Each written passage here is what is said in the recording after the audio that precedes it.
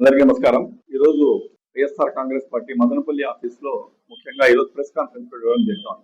ఈ press conference యొక్క ముఖ్య ఉద్దేశం ఏమిటి? లడ్డూ తయారీలో జంతువులకు కొలిసింది పవిత్రమైన లడ్డూను అపవిత్రం చేసేదానికి చంద్రబాబు నాయుడు గారు రాజకీయంగా పవిత్రమైన లడ్డూను కూడా ఉపయోగించడం జరుగుతాం. దీనికి వచ్చిందను యాక్చువల్లీ ఏం జరిగింది, సిట్ లో కానీ వేరే రిపోర్ట్స్ లో కానీ ఏ రకంగా మన వచ్చిందను ఇది ఛార్జ్ షీట్ ఫైల్ అయినా ఏ రకంగా అనేది ప్రజలకు తెలియజేసే అవసరం చాలా వరకు ఉంది.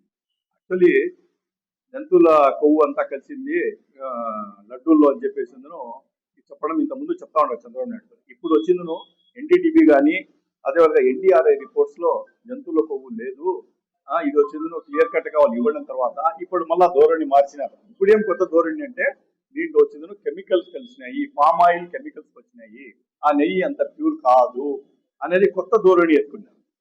అరే జంతువుల కొవ్వు కలిసిన కొత్త ధోరణి ఇప్పుడు ఎత్తుకున్నారు కదా, ఏం చెప్తున్నారు మీరు? సిట్ వచ్చిందను దాన్ని ఇన్ఫార్మ్ చేసిందని సిట్ వాళ్ళంతా చెప్పి దీంట్లో జంతువుల కొవ్వు లేదు, పామాయిల్ అది కలిసినా మీరు అంటున్నారు కదా. దీనికి జగన్మోహన్ రెడ్డి కాదు రిప్లై చేయాల్సింది మీరే. మీ ప్రభుత్వంలోనే ఇది జరిగిండేది. జూలై 2012లో సిట్ రిపోర్ట్ లో క్లియర్ కట్ గా ఇవ్వడం జరిగింది. జూలై 2012లో ఏమంటే 2 ట్యాంకర్లు నూనె వచ్చింది, ఇది నెయ్యి వచ్చింది, టీటీడీ ల్యాబ్ లో పరీక్ష చేయడం జరిగింది, దీంట్లో వచ్చిందను ఇది ప్యూర్ కాదు అని చెప్పి టీటీడీ వాళ్ళు నిర్ధారణ చేసినారు. చేసిన తర్వాత దీన్ని రిటర్న్ పంపించడం జరిగింది.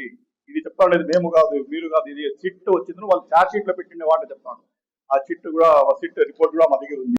పంపిన తర్వాత ఇవేమైనా 2 ట్యాంకర్లు కాళహస్తి రోడ్ అక్కడ వచ్చిందని ఒక ఇది ఉంది క్రషర్, ఆ క్రషర్ దాని క్రషర్ రాఘవేంద్ర క్రషర్స్ అని ఉంది. అక్కడ ఎక్కడుంది? అది వైష్ణవి డైరీ పక్కలో 2 కిలోమీటర్ల దూరం. ఆడ పోయి అవి నిలిచిపోయినాయి. ఇది పంపించేసిన తర్వాత ఇదే మళ్ళా వచ్చిందను జూలై 27వ తేదీ వచ్చిందను తిరిగి మళ్ళా రావడం జరిగింది. వచ్చిందను మళ్ళా టీటీడీకి పోయినాయి, అది పోయి లడ్డూల్లో వాడేసినారు అని చెప్పి ఎవరు చెప్తున్నారు? ఇది సిట్ వచ్చిందను వాళ్ళ వచ్చిందను దీంట్లో ఛార్జ్ షీట్ లో ఫైల్ చేయడం జరిగింది.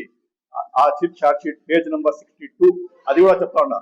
6/5/2025 సిట్ ఛార్జ్ షీట్ లో పేజ్ నెంబర్ అంటున్నారు. మీరు క్లియర్ కట్ గా చెప్పాలా అని చెప్పి క్లియర్ కట్ గా చెప్పింటే సుప్రీంకోర్టు కూడా ఆ ఎన్డీటీవీ రిపోర్ట్ ఆధారంగా మీరు వచ్చి చెప్తున్నారే, బహిర్గతం చేస్తున్నారే, ఎన్డీటీవీ రిపోర్ట్ లోనే ఉండొచ్చు ఉండకపోవచ్చు, దీన్ని కోర్టులో వాడుకోకూడదు, దీన్ని మేము గ్యారెంటీ ఇవ్వలేము అని వాళ్ళే చెప్పింటే తిరిగి మీరు ఎట్లా దీన్ని వాడతారు అని చెప్పి చంద్రబాబు నాయుడు గారికి చివాటు పెట్టడం కూడా జరిగింది. అది చెప్పింటే కూడా చంద్రబాబు నాయుడు గారికి ఇంతవరకు బుద్ధి రాలేదు. ఆయన క్షమాపణ చెప్పేదాన్ని కూడా ముందుకు రాయడం లేదు. ప్రజలకు అంతా తప్పుదోవ పుట్టించేసి కన్ఫ్యూజ్ చేసేసి అంత రాజకీయ లబ్ధి పొందేదానికి ఆయన ప్రయత్నం చేస్తున్నారు. అదేవిధంగా వీళ్ళు ఇంకో అలిగేషన్స్ ఏం చేస్తారు వైఎస్ఆర్ కాంగ్రెస్ పార్టీ మీద?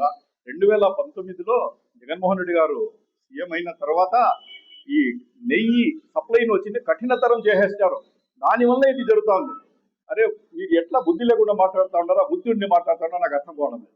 కఠినతరం చేసిండే ఇక్కడే ఆ రకంగా దీనికి రిప్లై చేయాల్సింది మేము కాదు. ఇప్పుడు దాంట్లో ఏదో వాళ్ళు రిటర్న్ పంపించినారే, మీరు రిప్లై చేయాల.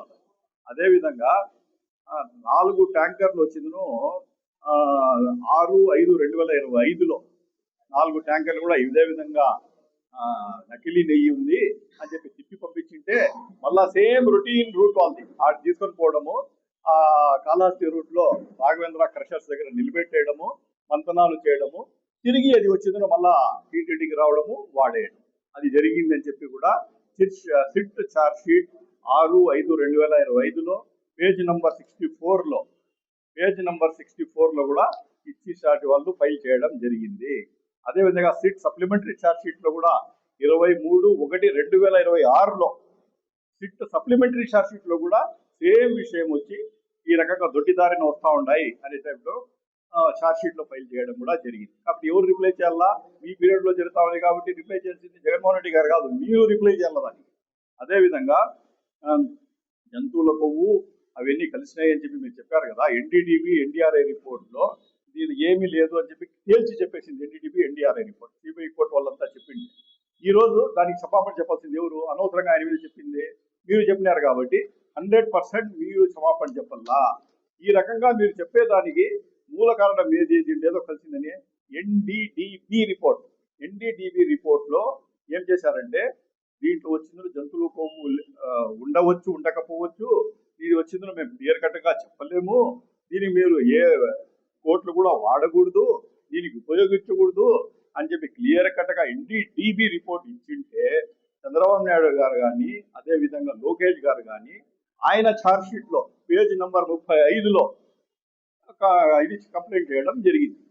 అంటే ఇది ఎన్డీటీబీ రిపోర్ట్ ఆధారంగా మీరు వచ్చిన కన్క్లూజన్కి వచ్చి రిపోర్ట్ చేసింటే చంద్రబాబు నాయుడు గారు ఏం చేశారు, వీళ్ళు ఏం చేశారంటే వైవి సుబ్బారెడ్డి గారు ఏం చేశారంటే ఈ రకంగా మీరు చేసినారే అని చెప్పి సుప్రీంకోర్టుకు పోవడం జరిగింది. సుప్రీంకోర్టుకు అంటే మీరే ఏమంటున్నారు, 2014 నుండి 19లో కఠిన తరం లేదు, మీ హయాంలో కఠిన తరం లేదు, జగన్మోహన్ రెడ్డి గారు వచ్చిన తర్వాత కఠినతరం చేసినారు, కఠినతరం చేస్తే కల్తీ పెరిగిపోయిందంట, ఈజీగా ఉండేటప్పుడు కరెక్ట్ గా ఉండిందంట. ఎవడైనా పిల్లలు కూడా నవ్వుతారు అది విన్నారంటే. చంద్రబాబు నాయుడు గారు ఈ రకంగా అనవసరంగా ఏమైందో ఆయనకి తెలియడం లేదు కానీ అనవసరంగా ఈ ప్రసాదాల మీద దేవుని ప్రసాదాలని టార్గెట్ చేసుకుంటూ దేవుని ప్రసాదాలను రాజకీయంగా వాడుకునే దానికి ఎవరికి ఆయనకి సలహా ఇచ్చారో అర్థం కాకుండా ఈ రకంగా చేస్తున్నారు. అదేవిధంగా ఆయన చెప్పడం ఏమి, భోలే బాబా కంపెనీను ఇంట్రొడ్యూస్ చేసేది జగన్మోహన్ రెడ్డి గారే, ఒక ఆవు ఆయనకు లేదు, భోలే బాబా కంపెనీకి 1 కేజీ నెయ్యి తయారు చేసే స్తోమత ఆయనకు లేదు, టన్నుల కొద్దీ ఆయనకు సప్లై చేసేదానికి నెయ్యి ఆర్డర్ ఇస్తున్నారు అని చెప్పి వాళ్ళు మన జగన్మోహన్ రెడ్డి గారికి ద్వేషిస్తున్నారు. అసలు భోలే బాబాను ఇంట్రొడ్యూస్ చేసిందే చంద్రబాబు నాయుడు గారు. చంద్రబాబు నాయుడు గారు వచ్చిన మార్చి 6, 2019 టెక్నికల్ క్వాలిఫై, ఈ భోలే బాబా కంపెనీ టెక్నికలీ క్వాలిఫైడ్ అని చెప్పి సర్టిఫికెట్ కొట్టింది చంద్రబాబు నాయుడు గారి ప్రభుత్వంలోనే. అదేవిధంగా మార్చి 6, 2019లో 82,000 కేజీలు నెయ్యిని వచ్చిందో 82,000 కేజీల నెయ్యి సరఫరా చేయడానికి టెండర్ కూడా ఇవ్వడం జరిగింది భోలే బాబా కంపెనీకి. ఎవరి పీరియడ్ లో? చంద్రబాబు నాయుడు గారి పీరియడ్. ఈ 82,000 కేజీలు కాకుండా మళ్ళా వచ్చిందను 12,300 కేజీలు అడిషనల్ గా మాకు కావాలా అని చెప్పి ఏప్రిల్ 2019వ తేదీ కూడా మీరు ఆర్డర్ ఇవ్వడం జరిగింది. అంటే పెంచి పోషించిండేది భోలే బాబా కంపెనీ తీసుకుని ఇంట్రడ్యూస్ చేసిండేది అంతా చేసిండేది మీరు. ఈ రోజు జగన్మోహన్ రెడ్డి గారి మీద అవాండం వేస్తా ఉన్నారు. అసలు ఈ రకంగా చంద్రబాబు నాయుడు గారు ఎందుకు చేస్తా ఉన్నారు, ఎందుకు ఈ రకంగా చేస్తా ఉన్నారు అనేది యావత్ భారతదేశంలో ఆశ్చర్యపోతాం. ఎందుకు ఈ రకంగా చేస్తా ఉన్నారు? దేవుని ప్రసాదాన్ని టార్గెట్ చేసుకోవాలా, రాజకీయంగా జగన్మోహన్ రెడ్డి గారికి ఎదుర్కొనే సత్తా లేకుండా, స్థోమత లేక, ఆయనకు ఇచ్చే పలుకుబడిని తట్టుకోలేక, ప్రజల సెంటిమెంట్స్ ను ఆడుకుంటూ, ప్రజల మనోభావాలను ఆడుకుంటూ అనవసరంగా ఆయనకు ఇది చేయాలనే ఉద్దేశంతో చంద్రబాబు నాయుడు గారు పోతున్నారు. దీన్ని తీవ్రంగా ఖండిస్తా ఉన్నాం. ఏ కోర్టులో పోయినా ఎక్కడ పోయినా ఆ వెంకటేశ్వర స్వామి ఆయనకు ముందు వచ్చిందో ఆయన ప్రసాదాన్ని ఆయన వీధుల పాలు చేశారు కాబట్టి ఖచ్చితంగా భస్మం అయ్యే తప్పదు. చాలా మంది ఆయనతో ఆడుకొని కూడా భస్మం అయిపోయినారు. ఆయనతో కానిపోకుండా దయచేసి ఇటువంటి ఇవి పునరావృతం కాకుండా ఈ రోజుకైనా మీరు కానీ పవన్ కళ్యాణ్ గారు కానీ ముందుకు వచ్చి క్షమాపణ చెప్పేసి చేసింది తప్పని చెప్పి ఇంకా ఫ్యూచర్ లో ఆ ప్రసాదాల జోలికి పోకూడదు. అది కాకుండా ఈ రోజు మళ్ళా ఏదది శ్రీశైల ప్రసాదంలో కూడా కిందని స్టార్ట్ చేస్తూ ఉంటారు. ఏమైపోయింది వీళ్ళకు, ఎందుకు వీళ్ళు ఇట్లా చేస్తున్నారు? ఇప్పటికైనా వాళ్ళు వచ్చి బహిరంగంగా క్షమాపణ చెప్పేసి ప్రజలకు క్షమాపణ ఫ్యూచర్ లో కూడా ఆ ప్రసాదాల జోలికి పోకుండా ఉంటారని చెప్పి ఖచ్చితంగా చేస్తారని చెప్పి ఈ సందర్భంగా డిమాండ్ చేస్తారు.